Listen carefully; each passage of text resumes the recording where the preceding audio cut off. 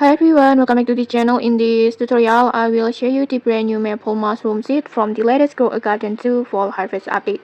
So in this new update, introduce the new map that featuring a beautiful autumn theme like this. And along with this new area, several new seeds have been added, including this maple mushroom, this one. And you can get this maple mushroom from the seed shop like usual like this, and it's a epic rarity and costs around 50,000 maple leaf, and it's a single harvest crop, so you will need to plant a new seed after harvesting it.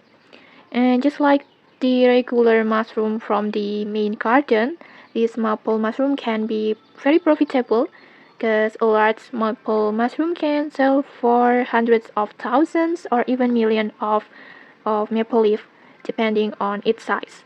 And because of that, it's one of the best crops to help you earn maple leaf much faster during the fall harvest event. And in here, sorry, unfortunately, I can't show method, the maple mushroom method directly because this mushroom haven't restocked in my server again. And okay, that's everything you need to know about the maple mushroom seed. If you found this helpful, don't forget to like, comment, and subscribe for more tutorials. Thanks for watching, and see you.